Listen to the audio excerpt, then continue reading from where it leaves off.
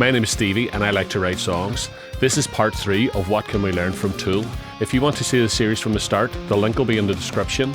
Today we'll try and write some instrumental parts in the song and try and flesh out some of the ideas that are already there and see if we can explore and develop those. Let's go.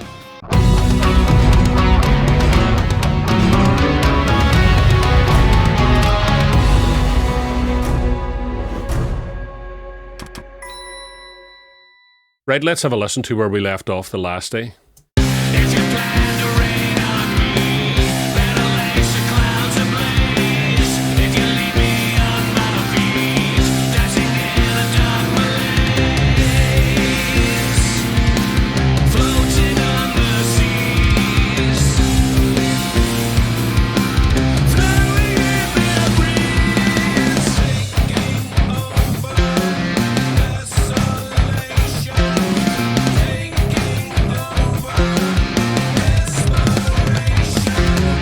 Right, there's something about that last wee section, taking over. It sounds almost polyrhythmic, and so I'm going to experiment with a nice simple polyrhythm for the next section. Let's break the music all down, start with this polyrhythm and build it up again from there.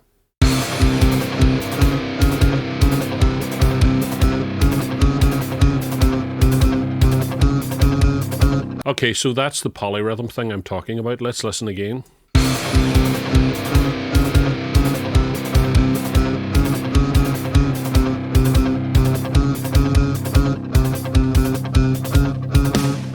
Let's look at the sheet music so that I can explain this in a bit more depth. So what we have here is a situation where the bass guitar is playing in a different time signature from the guitar, and then the drums is playing in both time signatures simultaneously. So if we look at the bass first, we can see 1, 2, 3, 4, 5, 6, 7.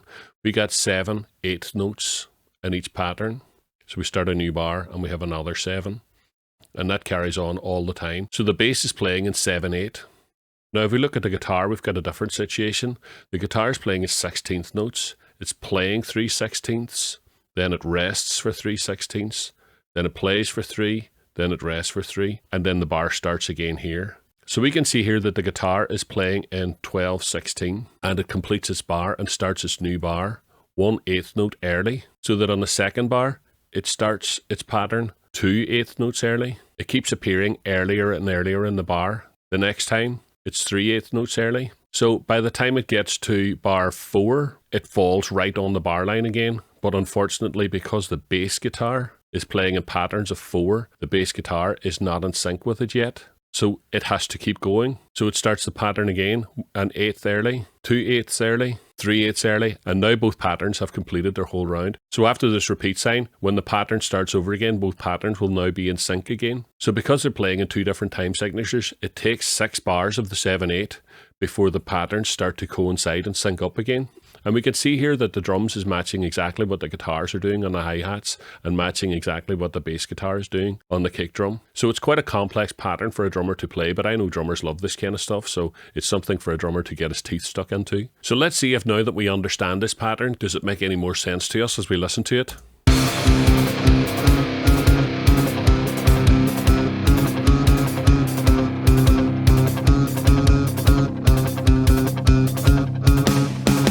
So let's flesh this out a bit now and use this as the basic idea for the next section. Maybe the first thing I'd want to do is have just the bass guitar playing on its own.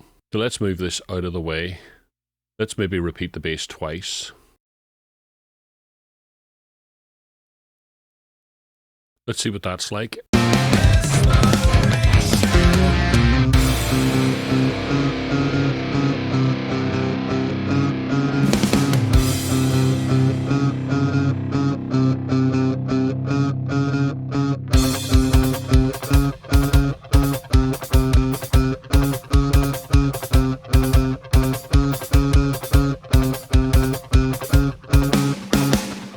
So we did have a piano track in earlier on, and I'm going to try and use it here as well in this section.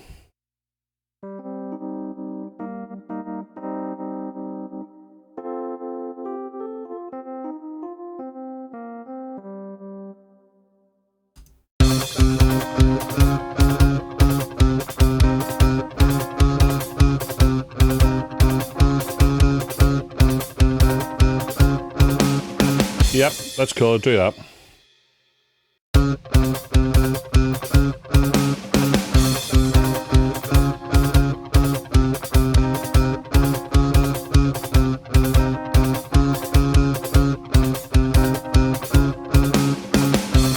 That wee bum note out. And let's loop that for a couple of repeats.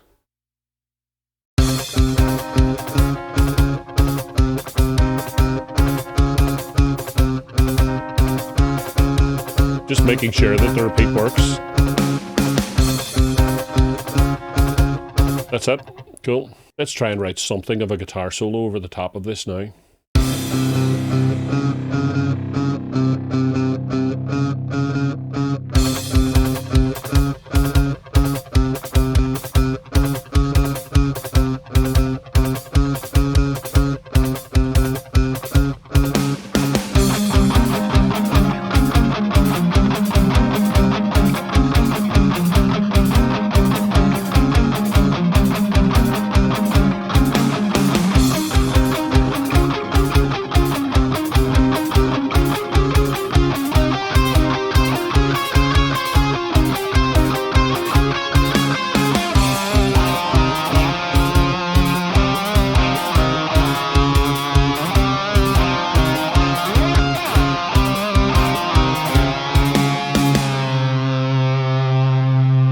So I'm trying to make my guitar solo today a wee bit more compositional and less shreddery.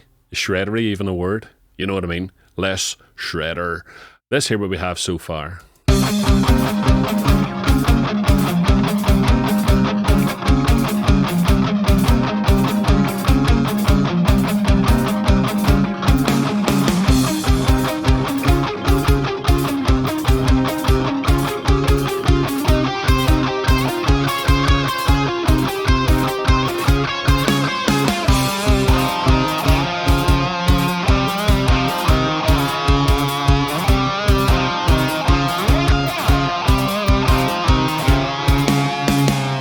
I think maybe we could work on some variations on the bass and drums here in this section.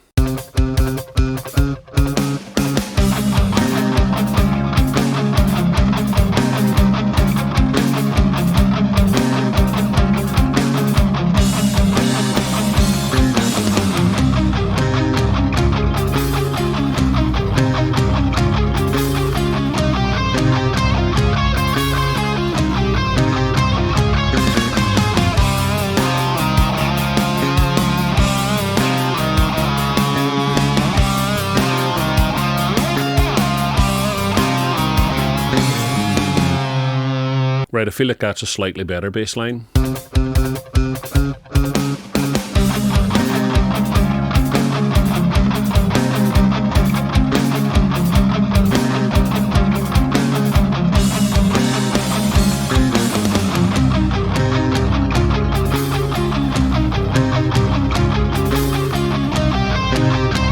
And the drums are a bit more interesting as well.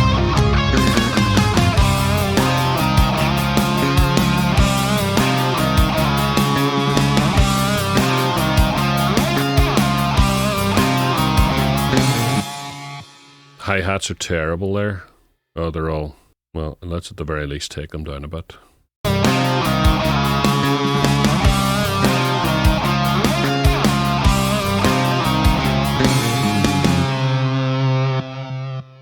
Okay, and it'd be nice to go back to this part of the bass line again.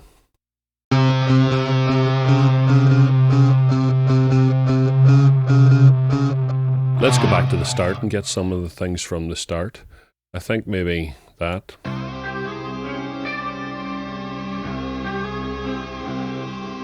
Would sound pretty cool over what we just did. Let's try it.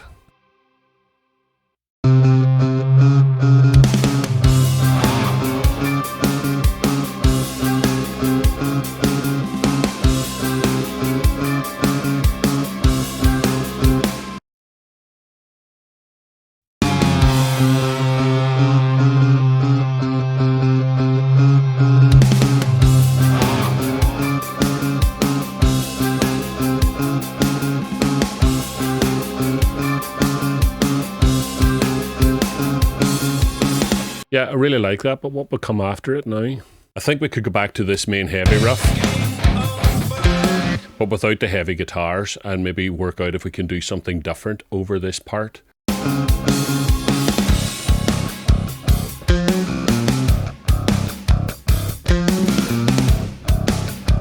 Okay, let's repeat that a couple of times. Let's look at what the guitar was doing and try it on the piano. So the guitar does something like this.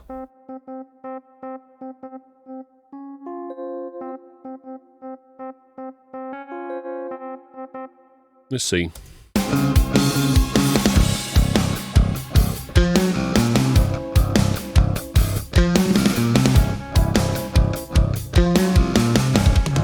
What's that?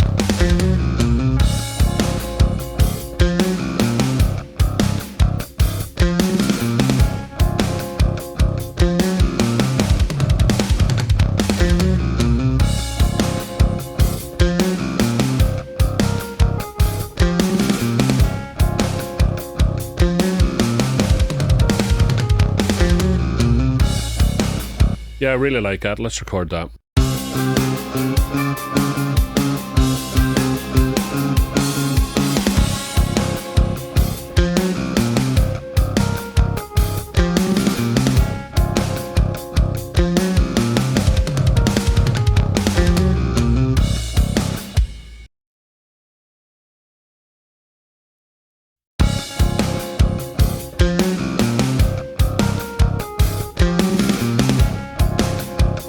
I can sort of hear what the guitar would do over the top of that, so let's try it now.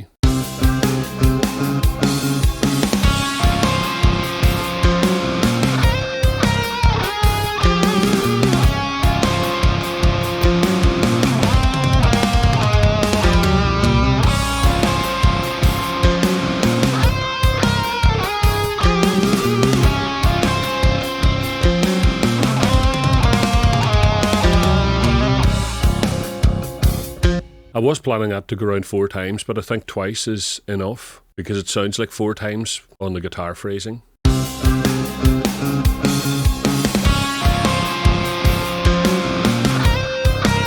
So we'll take away this, won't be needed. Let's hear what we have so far in context. Let's listen to it from the end of the chorus.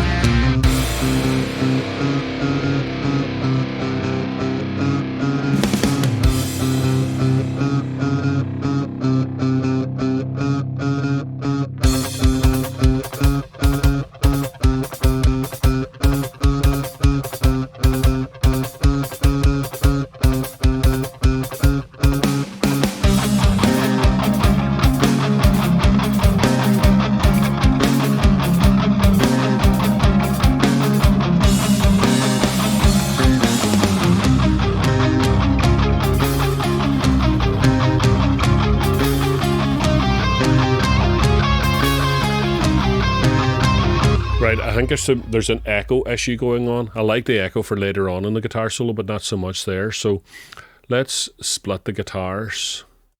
And I think from about here, I want that. And now I can turn off the echo, or at least turn it away down on this first section. I don't want it off completely, but let's make it quieter. Let's try again. Far better. At least you can hear now what the polyrhythm's supposed to be.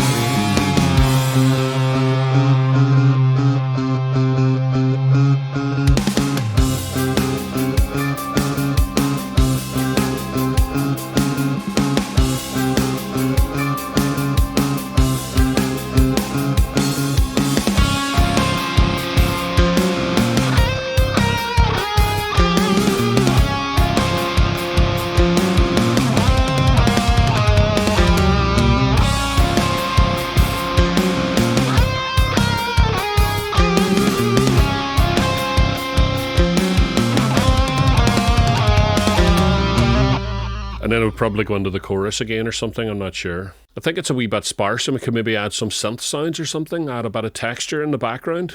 Let's try that. I'm really loving this Analog Labs intro plugin. I think it's great. There's some fantastic sounds on it. Find this one here.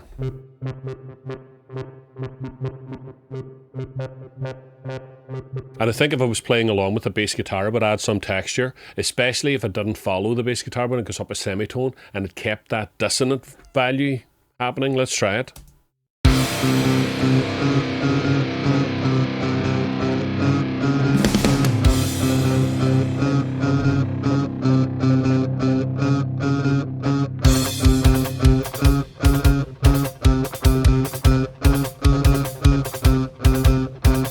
Let's record that.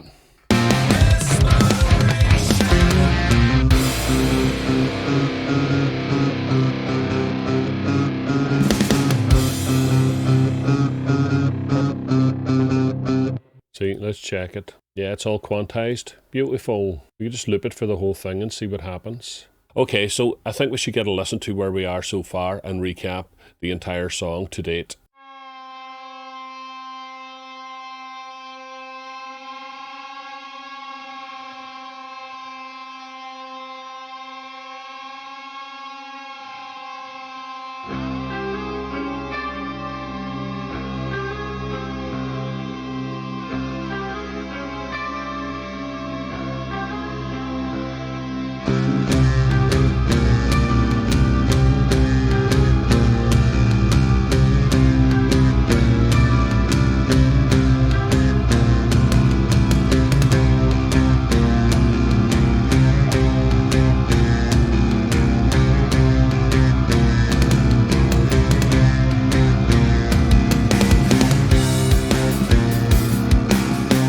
I do like that drum beat.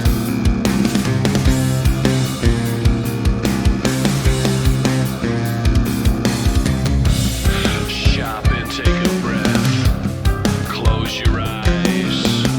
Prepare for what's to come. Prepare for what's to come.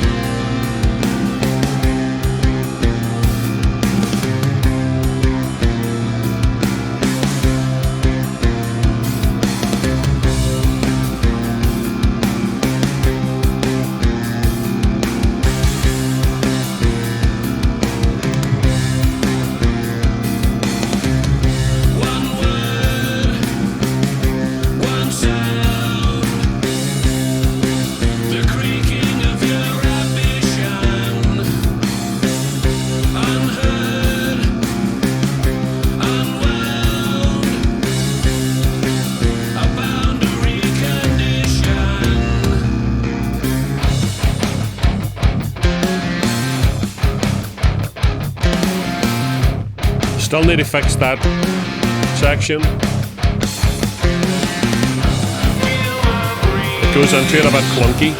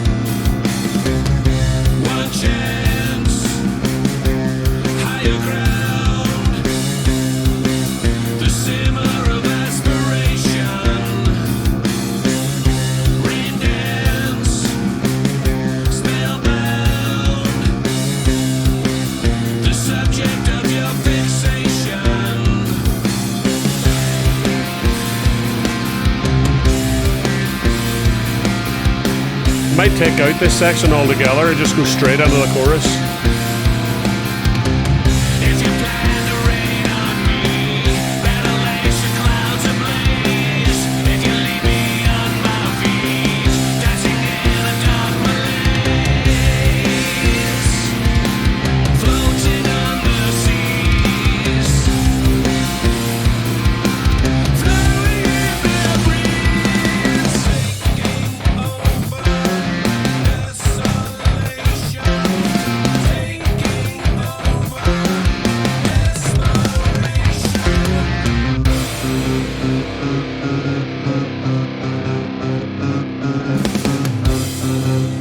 Maybe we need a segue to get to this section.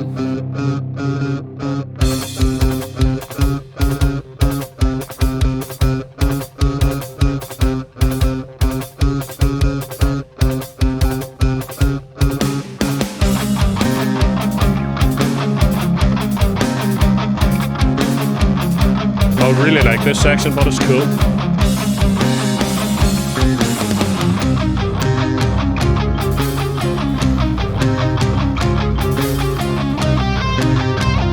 Something clockwork or something about it.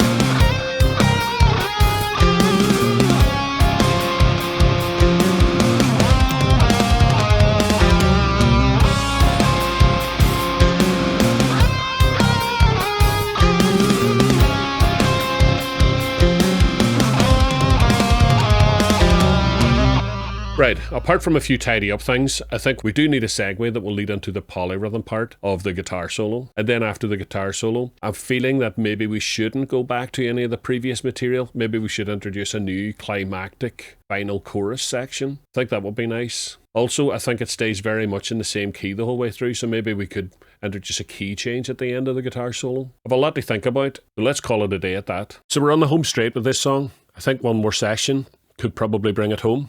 Boy, I just love my life. I have the greatest hobby in the world. It's such a joyous thing when you get right into the middle of it and you're in the zone creating music. It's the best thing in the world that I could be doing with my life. I love it so much.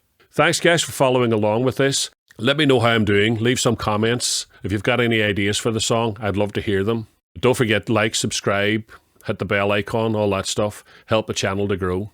Thank you so much, guys. You guys rock.